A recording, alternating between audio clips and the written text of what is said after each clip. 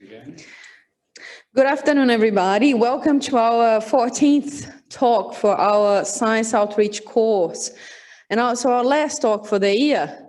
And we're going to finish with a very good talk today, finishing with, last but not least, Dr. Michael Hammer, the creator of Fishes for the Museum of Art Galleries of NT. But he's also has a lot of experience in citizen science. It's an area that we haven't actually talked about at this course. So, and it's just becoming more and more important in science, I think, citizen science, and asking people to participate, because it's important both ways. We can get really cool data, and at the same time, people can become more engaged with science. So thank you, Mike, for coming here today, and we are looking forward to hear your talk. No worries, thank you. Yes, I'm Michael. I'm the curator of fishes at the Museum and Art Gallery of the NT, and yeah, I hope to share a few different experiences that I've had working up here for about 10 years across a number of different fields, primarily with fish and frogs, but I guess building in museum science as well, how that fits into the bigger picture of STEM in the top end. So the backdrop for my talk is, I guess, looking at freshwater environments and aquatic biodiversity and how they're threatened locally and nationally and internationally through advancing human agency. And conservation and management is important to address these declines, and it's a bit of a proactive opportunity in Northern Australia to get in before we do too much development and things. But as things change, a lot of things can slip through the net, especially species that are out of sight and out of mind. So fish that live underwater or frogs that you don't get to hear very often, they can be overlooked. And the other thing from a museum perspective and biodiversity perspective is still don't know a lot of what's up in the Northern Australia. And a lot of species look similar at first glance, but once we start studying it, we say, oh, actually, this is a whole group of different species. And pretty much any fish group you pick up, there is a whole issue of taxonomic problems. So that's a challenge as well to get that framework right. And how do we achieve that at a territory and Northern Australian scale? And if we don't know what we have, then we can't manage for it. So it's really hard to manage the unknowns. There's still significant and unrealised aquatic biodiversity in Australia. Lots of species to be discovered, and then to map them out, and then to learn about them. So like, what do they do? How do they fit into the landscape? How can we look after them? So research programs are a foundation for this management action. The NT, as we know, is a huge place, very remote, very sparsely populated in areas, hard to get around. So citizen science will play a key role in research to discover and protect species and to raise awareness about those species and habitats. So my talk will focus on fish and frogs, but it can equally be applied to a lot of other areas.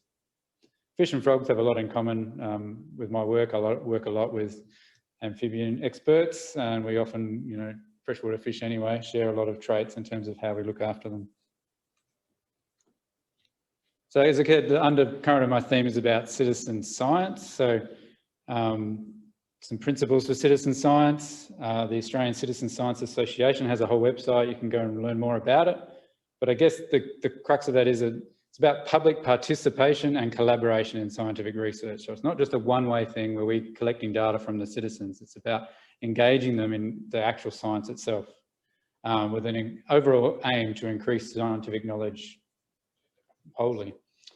So we need to actively involve citizens in generating new knowledge with a genuine scientific outcome. So it's just not tokenary, getting them involved for the sake of it. It should be achieving real outcomes that are then returned publicly available. And I'll show some good examples of that during the talk. Need to offer citizen scientists participation across different project stages, from planning, implementation to results, and provide opportunities for participant feedback and public acknowledgement of their role, and providing experience and learning as well. So it seems simple on the surface, but there's actually a lot involved with citizen science if you do it properly. There should also be some other non-scientific benefits. So breaking down social interactions or stigmas between academics and the public, improve stakeholder dialogue between different groups that are involved, and then other societal and policy impacts. So getting that information used and accepted within society. And we've had a hard time over the last few years, with decline in science and STEM uptake. So this is another good portal for that. So some examples and opportunities that I'll cover. Frog ID, it's one of the hottest citizen science programs in the country right now. This week is Frog ID week. We'll talk about the worm of death, how we can engage NT's huge recreational fishing fraternity into species discovery, and also a rainbowfish taxonomy project which partnered with rangers working on country in remote NT. So present some case studies with the aim to inspire STEM students to contribute to existing projects. There's lots that can be done, but also to think about creating new partnerships and new projects with your knowledge. All right, so Frog ID, it's a national citizen science project based out of the museums. It's initiated by the Australian Museum in Sydney, and they've got expert Jodie Rowley there, and she's really been pushing this project really well. People record frogs with their smartphone app. You have an opportunity to review and check which ones you've recorded. That then gets sent away, the recordings get sent away to frog experts who identify them and give you the feedback. Then you can see where the results, where your dots are on the map, compare the species distributions. And it's a way to get much better spatial and temporal data on frogs across Australia. A lot of time rain happens, scientists can't be everywhere all the time, but locals can be, so it's a really good opportunity. But it just also has general background information on what are the frogs, their calls, and where they occur, and that gets updated and as a feedback loop as we get more and more information through Frog ID. And it's been hugely popular. So so far we've had 214,000 frog calls verified. So that's actually not just submitted, but all the frog calls have been gone through and checked by the experts from 30,000 users across Australia. So the message from there is wherever you are, anyone can be involved and make a difference to conserving frogs. I guess a lot of frogs are in trouble internationally, and in Australia is no different. So we can record what's out there, help them, and even find new species potentially. This is a map showing the frog at those 200,000 odd Frog ID verified calls.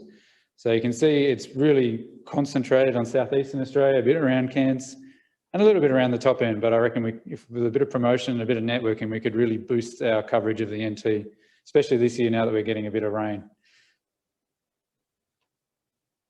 And this week is Frog ID week, so a week where every year we try to get people to go out and record as many frogs as we can and then compare it on a year-on-year basis to how it's going. So I can encourage everyone to download the app and go out there, and it's been a really good start in the top end anyway, and even down in Alice there's been some storms and rain, and we're getting a lot of calls coming in. I'm getting a lot of local species near my house with my kids, so yeah, it's good to get out there and have a look. We also have a list of priority species that we're trying to get more information of, whether that's to get a feel for the differences in the calls across the landscape, where one species starts, or what's the different dialects between different areas. So the desert froglet is a good one, the red tree frog. We're also talking about some of those desert burrowing frogs that only rarely come up after rain and you have to be around the area to see them. So that would be ones to keep an eye out for.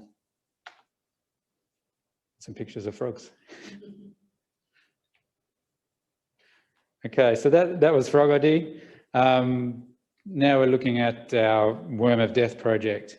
So there was a fish that was caught by an angler back in 2012. He brought it into the museum and asked me, what's this fish? And I looked at it and I go, have no idea. And I knew the group well, and instantly it was like, well, that's a new species to science, just caught accidentally while he was fishing. Probably it turns out to be a new genus even.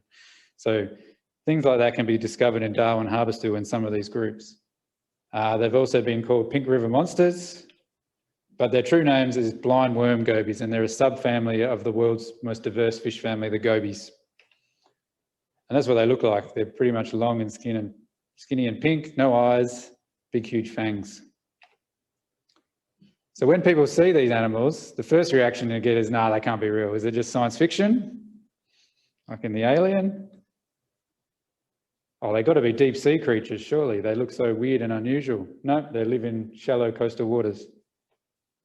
And the other reaction they get is, oh, we've never seen one of them before. They must be introduced from China or somewhere else. So the short story is they are native to the top end. They are local occurring, not out in the deep sea, but they are very poorly known. We still have no real idea of how many species we have out there, and let alone where they occur and what sort of habitats they live in.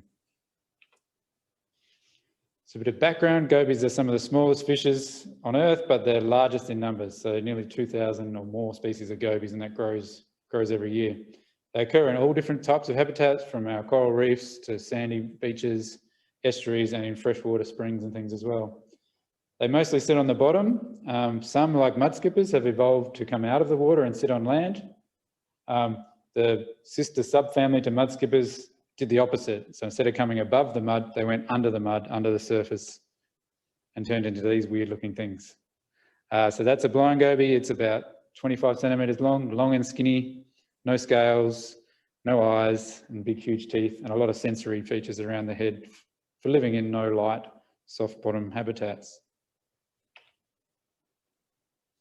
This is our collection of fish at the museum and art gallery. So we have 40,000 lots of fishes across, spread in little jars, big drums and vats from all ranges and sizes, from Northern Territory, Northern Australia and our near neighbours, from the deep sea to the escarpment, from things like marlin all the way back to the gobies. We have very few worm gobies in the collection, so we don't have a really good way of documenting and comparing all the new things we're finding. And they're very difficult to collect with traditional methods. So this is us trying to collect a couple of gobies at Mindle Beach. We did get one in the end, but it's a lot of hard work wading through the thick mud 2 or 3 times a year when the tides get low enough. Plus you got to then contend with box jellyfish, crocodiles, stonefish, irukandji, anything else. There's a whole big list of them. So it's really like a needle in a haystack for us as research scientists. We can't use, some of the other nets we can't use up here because the tides are so big and the crocodiles will chew them up. But conversely, fishing is huge in the Northern Territory. It means there's a lot of people out on the water a lot of the time, enjoying and observing the environment, which then become potential citizen scientists. So when they're trying to catch one of these guys, big barramundi, they accidentally, occasionally hook one of these, a worm goby. And down the bottom, I've put the location and also the citizen scientist who's provided the sample or the photo. And what you can see is they're not caught intentionally. When the lure grabs the bottom of the harbour or the area, the lure hooks, sometimes foul hook a goby.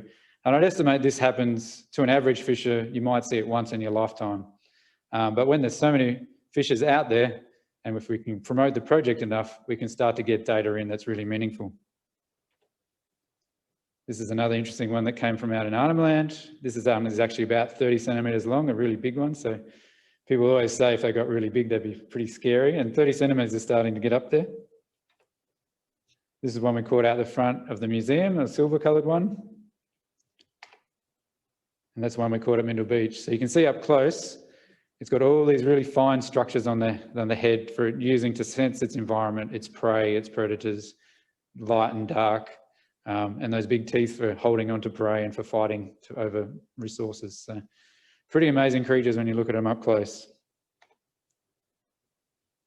And this is just a bit of a slide to indicate that they live underground, but they're not just simple diving into the mud creatures. They do have complex burrows. This is a study from Japan that looked at related species that poured resin down the burrows, and you can see how complicated the structure is.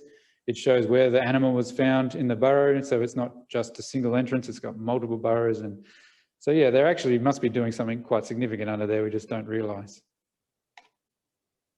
This is a slightly different group of blind gobies. This one is a scaled version that lives in the estuaries. So this one was caught in the Adelaide River. It was nicknamed the Pink River Monster. Someone who was researching sharks got all scared about catching this tiny little scary looking goby. Another one was just brought in from Fisherman's Wharf. Someone, basically this is how they all happen, just randomly falls in the boat. Someone sees it swimming past, scoop it up, or on a lure. And this group of gobies has a little pouch on its chin, or on its cheek, but we still really don't know why. So there's another mystery to be solved one day. If you look at the internal surface, they're really rich in hemoglobin, and that's from living in oxygen poor environments. You're trying to suck up as much oxygen as you can to stay alive and to function in those habitats. This is a really rare one that was caught, the first record in Darwin Harbour, caught by one of the workers at the museum. Again, drinking beer, fishing on the harbour. This thing floated past, scooped it up in his net, and we got a really amazing record. So like I said, once in your lifetime, you might come across one of these.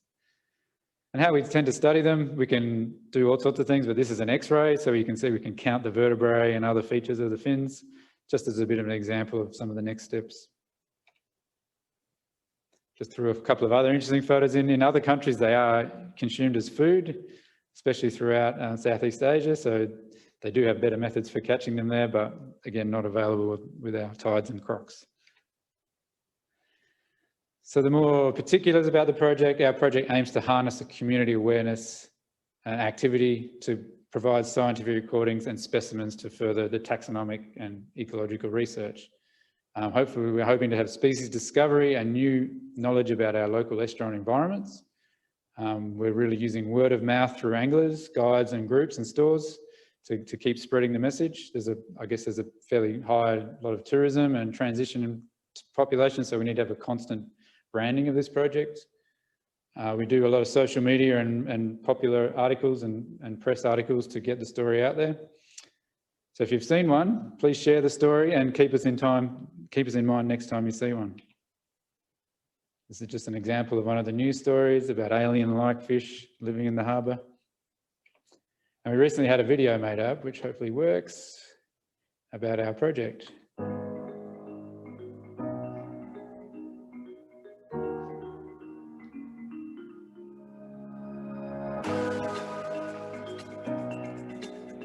Yeah.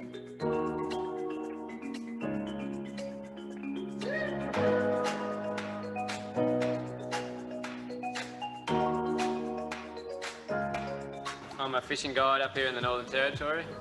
We're on the water, you know, most of the days of the year, most of the good days, and obviously we run a lot of lures, and we pick up these little gobies that normally, well, they can range from sort of, you know, that down to sort of little tiny things, maybe 3 or 4 inches long, and you just foul hook them on the hooks of your lures. So when the lures start to dive into the mud, and these little guys have a little burrow, or when they're moving along in the shallow sediment, you'll actually foul hook them. And when you bring your lure in, you'll see a little, like a pink worm, or it's actually a little fish hanging off.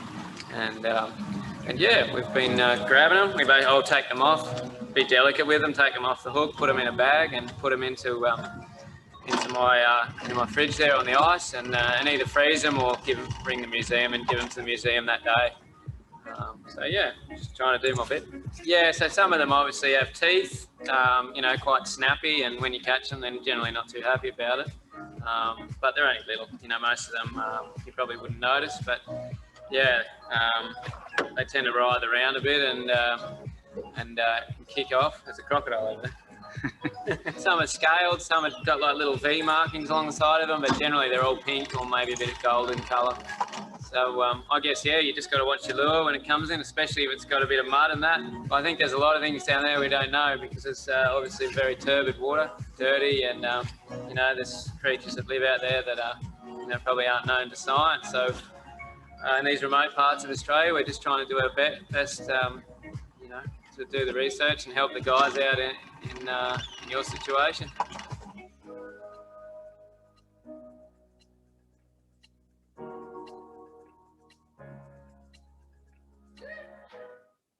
Cool. So that's on our museum YouTube page. If you want to go and share it and help, if you know any fishers around the place, it'd be great to keep spreading that message. Okay, the third project I wanted to demonstrate a bit as a case study is our rainbow fish taxonomy project. So rainbow fish are a group of freshwater fish endemic to Australia and New Guinea on the Sahul Plate. So it's a group of high endemism for the local region. And they've got relatively high biodiversity as well. We're finding one of the richer species, rich groups in the area. They live in freshwater streams and springs and rivers, pretty much all over northern Australia and New Guinea. And they do have a variety of natural and cultural values.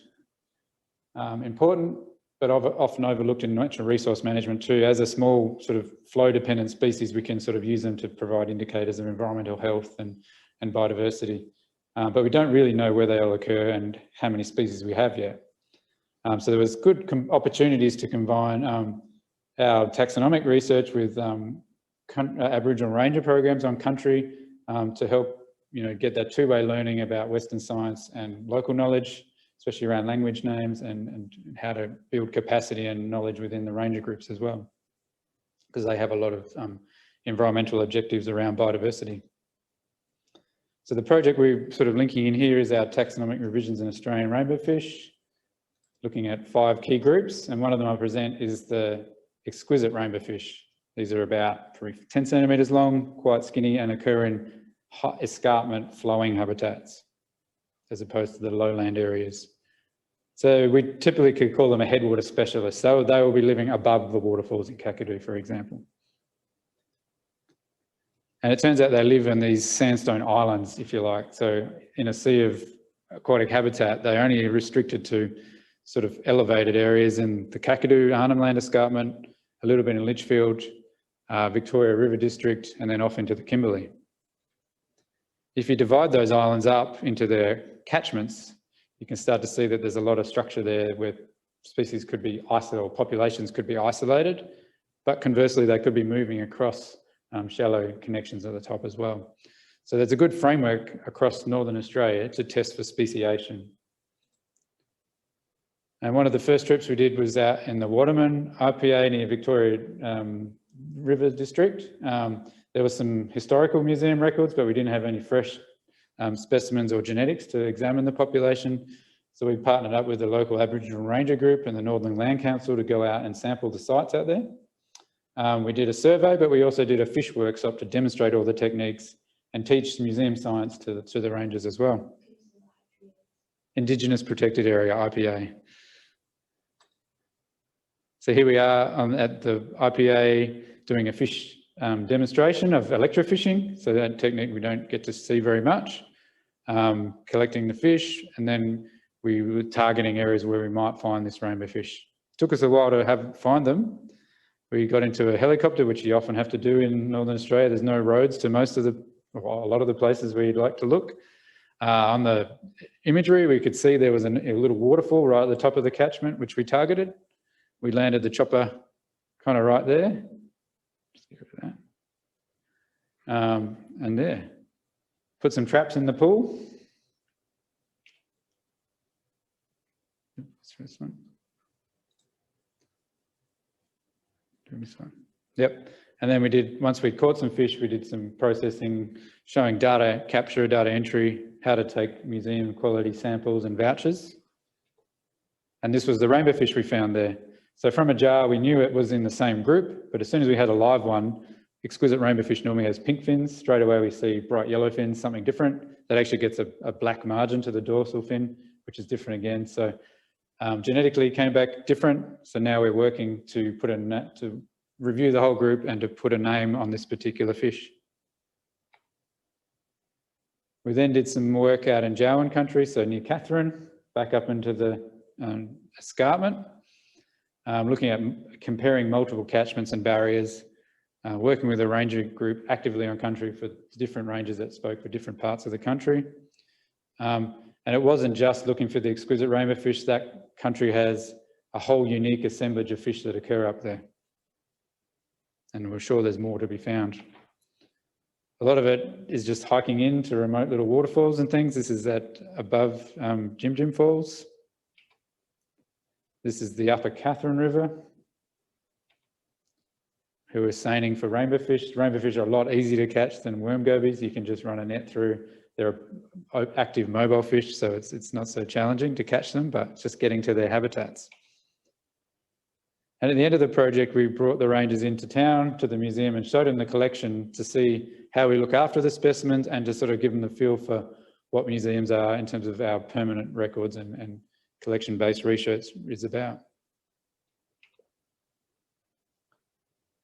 So some of the learnings from the project, I guess, is trying to match research questions to genuine interests. So not just sort of saying, hey, I've got this, what can we do? Like sitting down at the start and working out, yeah, where were the best places to go? What are your ideas about habitats that you'd like to know more about?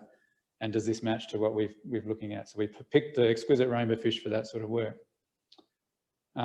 It offers development opportunities for both the rangers and the researchers. As I said, there's a lot of two-way or both-way learning that happens with these projects, particularly like sitting down and just seeing the fish and learning about like the history with the fish and the culture. And it's important to feed the information we get back to the rangers so they can help them with their land management. So it could be about burning or assessing development or other things, and knowing that they've got unique, important fish from a Western science view that can help them with their land management. And yeah, it looks to identify key areas in the landscape where important ecological assets occur. Just threw in another little thing with our rainbowfish project here.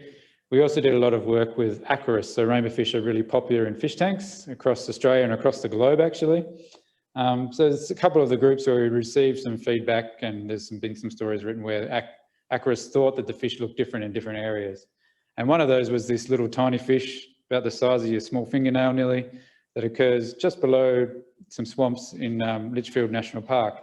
And that's pretty much the only place this form is known. Otherwise, it's known from Cape York and New Guinea and Cairns. And we sat down and did the genetics and the taxonomy, and it turned out this was a new species after all. So the aquarists saw it back in the 80s, but it took us 25, 35 years to get around to describing it. And it's now named the little rainbowfish. It's actually the smallest species of rainbowfish known, and it's named after the original collector, David Wilson. So that's a pretty exciting find, only because citizens are out there observing the environment. Now, I'll just quickly go through some of the other projects that are out there that you can directly contribute to, or you can actually get data for your research projects as well. So this is publicly available data. As I mentioned at the start, the other part of citizen science is to provide information that people can use. So iNaturalist is a platform, a global platform for recording observations of plants and animals from your area.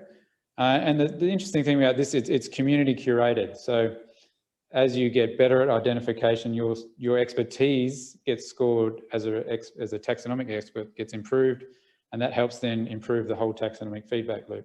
There's also a lot of taxonomy museum scientists that are in there as well, helping to curate, but it's really is a community-driven platform to record things. And as a researcher, I know I go on there looking, is there any new records of this fish? And particularly it's got good color images. So yeah, it's been really valuable as a broader platform. And yeah, it actually feeds back into some other databases that I'll talk about as well. So this is one of them, the Atlas of Living Australia. So this is the portal where all of Australia's museum data gets fed for free up, so you can go search. So there's all sorts of tools in here, but you can do what we call a box search. So you can go into the analysis and put a shapefile or make a polygon of your area or the area of management interest. And it downloads a list of fish or frogs or any groups that you're interested in. All museum data records go there, iNaturalist data records go there, other research programs can go in there as well. So it's a platform for sharing data, and really it's amazing what's out there now to be able to get to.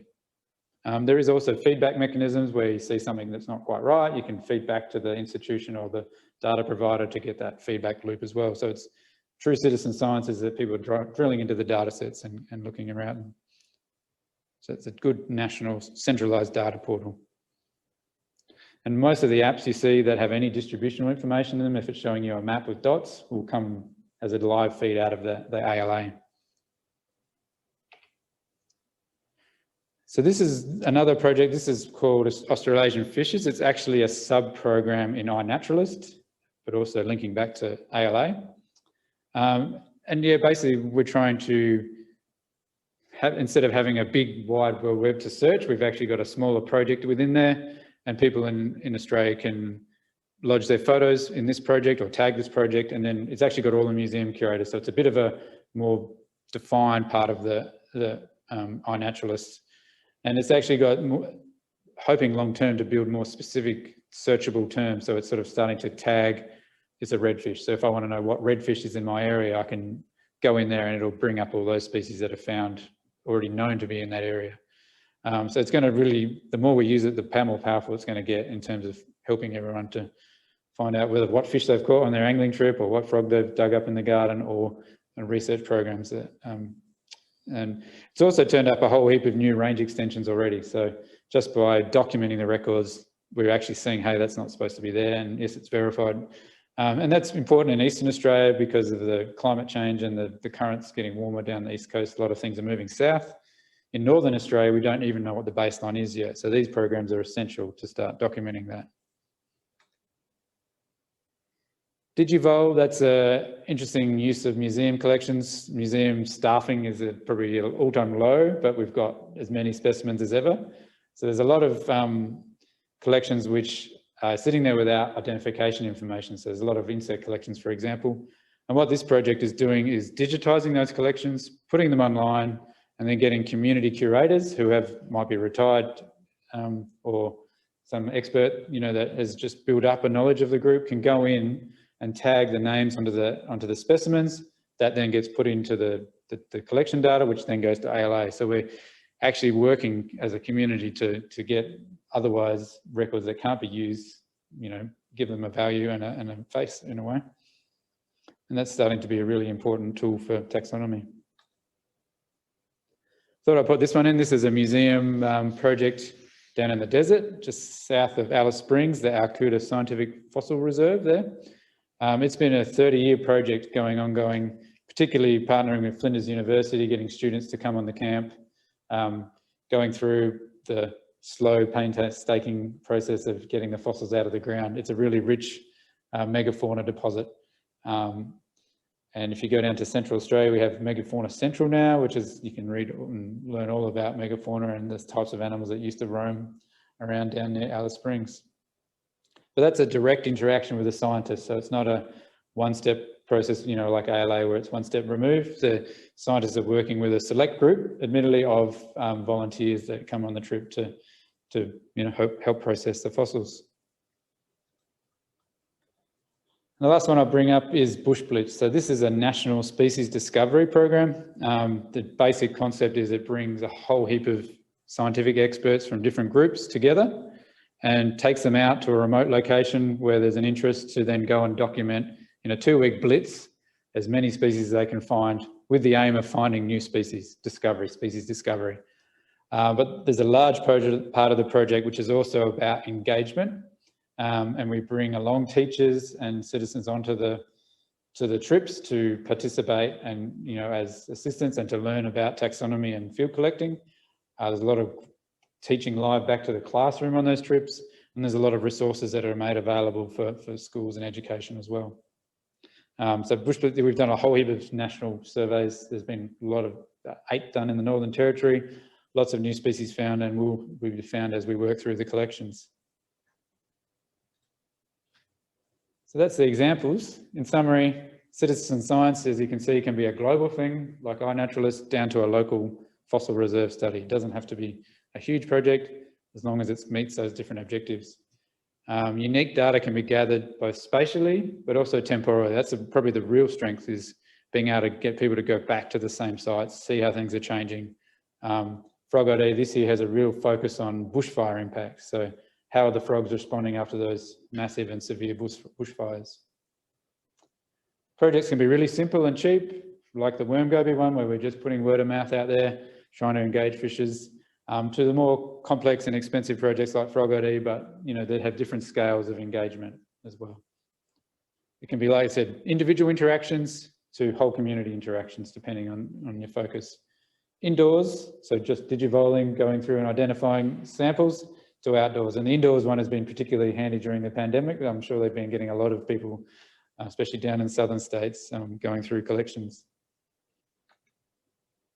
And I guess overall, just showing these examples, it should be seen as a real way to invigorate STEM and science in the community, in society, rebuild that faith in science and give it a new face so we can move forward and work together to really make sure, particularly things like taxonomy and biodiversity, are uptaken into everyday life, and we can see the value of it. So that's the end of my talk. Thanks. Hope it's useful, and yeah, get in touch with me if you've got any questions or ever seen a worm goby. That'd be great. Thanks. Thank you, Michael. I'm just going to see, stop sharing so I can see if there is questions. Do you have any questions, John? So Lava and Isabel, you can type if you have any questions there on the chat, or you can just unmute yourself and ask it. Either way, but I do have actually one comment, and then because you do have, it's almost like completely different audience. You have that city audience with like Frog ID, I think, yeah. And then you have the more remote communities audience that's working with the rainbow fish, for example. And I think that's the tricky thing in the NT, isn't it? It's just that you have it's quite different. And the way that you work through for a citizen science project is completely different in the two audiences, isn't it? Yeah. Yeah, definitely. And I don't know if it's just us. No, it's still there. Frog ID, we really are pushing to get it out into the region as well. So we've been starting to give demonstrations to the ranger groups so that they can start trialling it out in the country and getting it to the kids and communities and stuff as well. It probably needs a dedicated push. Like I said, it's not like Eastern Australia, it's been really easily uptaken. As you said, it's just backyards, but it's now time to, if we want to ramp up the NT, develop a bit of a strategy, and lots of different partners could be involved in that too. And I guess there's about 7 or 8 research papers that have come out of Frog ID if you go to the website too. So you can start to see the power of the data set and how we might maybe do some local collaborations and citizen science together, yeah. Well, that'd be interesting to see that strategy. I can see it could work. It's just, yeah, it's very interesting how the dynamics work different in different areas. I think there is one comment here.